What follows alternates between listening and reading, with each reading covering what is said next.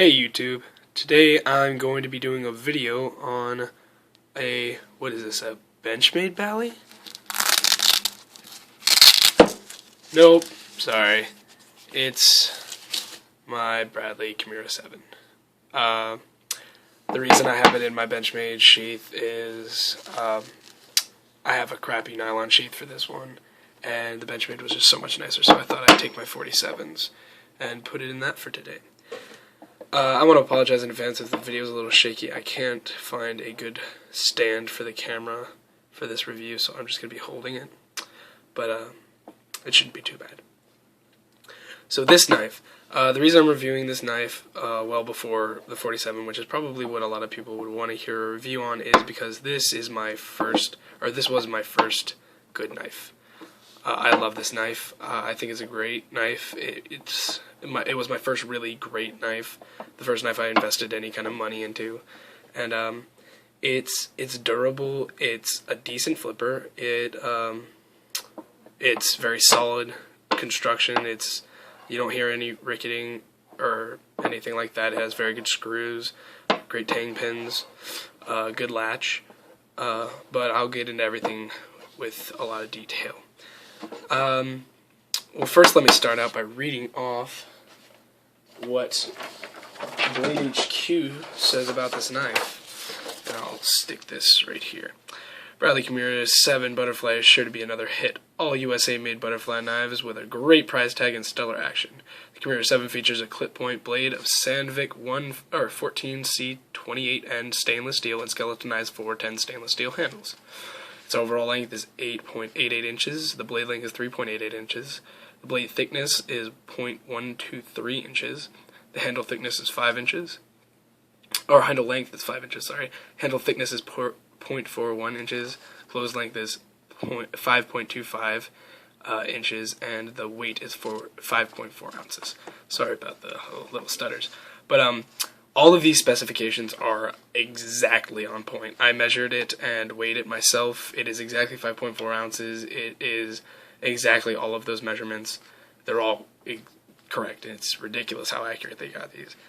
But you did hear that it is in the Sandvik steel. It is really, really nice construction on the blade and the handles. Both steels are great, and they have a bead blast finish, which it didn't say, which is a very nice matte finish.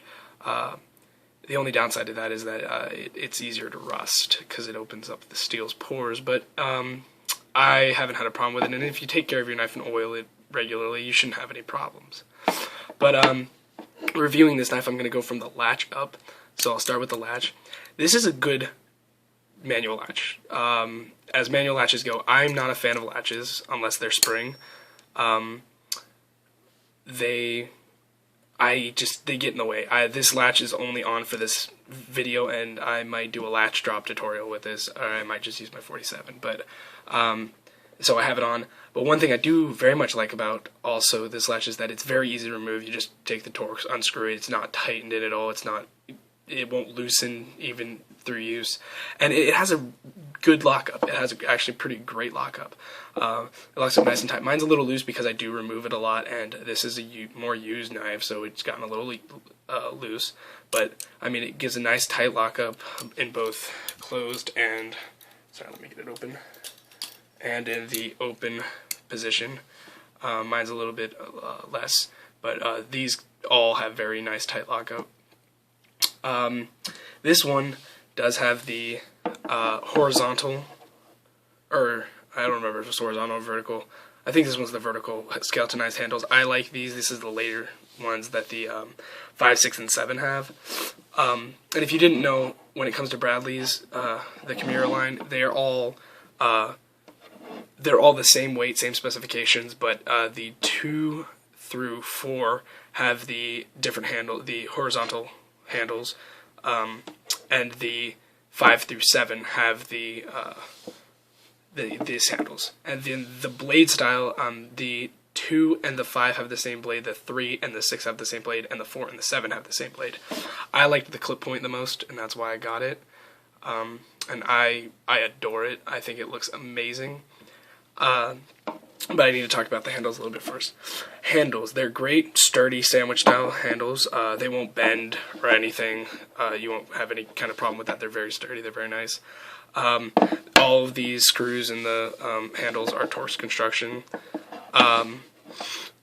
They have barrel spacers in the back, so they're a little bit light in the back, but it's not a huge issue for flipping. One thing I will say for flipping is that the handles are very thin.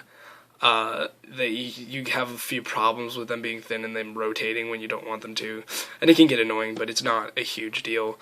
I've seen thinner that are much worse, and it causes problems, but I have heard a lot of people complain about how thin they are, and I learned on this, so it's not a huge deal for me, but I do realize the difference when I flip my 47 and when I flip this. These tang cups don't pinch. They're very good, rounded off tang cups. The skeletonization doesn't really offer very much grip, but you shouldn't have the knife slipping out of your hands. It is a bit smooth, but you shouldn't have any real problems with that. I will say a personal beef I have with this, and a lot of people say they despise press fit screws, and I disagree with that. I love press fit because I never really have to take out the blade or the washers because I'm usually pretty satisfied with the washers and such that come with it. So I like the press fit because it's easier to screw in the screws. This is a pain to unscrew, especially when it's Loctited and you want to put a new layer of Loctite in after it's been a while, because you have to press down really, really hard on these back two. I'm sorry, I lost the words, but you have to push down really hard on them, and they rotate, and it's annoying, hand-hurting work. But it's not a con to the blade or flipping at all. They're very nice screws. They hold out really well. They won't strip on you very easily unless you really take a thing to them. But that's pretty much all for the handles. The handles are very nice, and I don't have too many beefs with them. Now we get to the blade. It's a very nice blade. I already told you I love the style. I should go ahead and tell you, flipping and just use-wise, these blades, these Bradleys come ridiculously sharp. They will slice you open they have no mercy. They are ridiculous. They have ridiculous tips too. I don't know if you can really tell there, but that tip is wicked. I actually cut myself really pretty bad. I got lucky though because it skimmed the top layer. I don't know if you'll be able to. Hold on, sorry. Let me get to focus. I think it's gonna have focusing problems right now. Anyway, you might be able to see that a little bit. It sliced off the top layer of my index finger. That wasn't fun, but the advantage is it is very, very sharp, so you aren't going to have any, you're going to get a very clean cut, and it's going to heal very fast, and that's what you really want. It's a nice blade, good blade steel. It's also bead blasted, so I did say it'll rust easier. It says Bradley Cutlery Co. right there, and on the back it just says made in USA. Not a lot of tang clutter, which is nice. You got a dual tang pin design, and it's nice. It gets the job done. They're very nice tang pins. They are not going to warp on you or get bent or anything like that. But overall, this is a great knife. A great knife to buy. Amazing for the price. Well worth over the price that you're going to pay for. These are good, run around $90 to $100. You can get them used for anywhere from $70 to $80. They're very nice knives. They will last you a lifetime if you take care of it. They Loctite your screws, make sure they won't rub out or get stripped or anything. But this is a great knife. Flipping, I would give this 7 out of 10. Yeah. A 7 out of 10. It's a good flipper. It's probably, in my opinion, the best starting flipper. Start on this knife. I'll tell anyone that they need to start on this knife. This is the best knife to start on. Don't buy a CCC. Honestly, don't waste your money. It's just gonna break on you. Don't buy a $15 knife. Don't buy a $50 knife. Anything less than this, just save up your money, get this. This thing will last you a lifetime. It'll never break on you. None of the screws will ever go out on you. You'll have a great knife, and it'll flip great. It's smooth as all hell. It's very, very smooth, which is a pro and a con sort of, because it does have lighter handles, and it being so smooth, you might have a problem with it being a little too fast for you, but it is a little heavier. It's on the heavier side. It's 5.4 ounces, so you shouldn't have too huge of a problem.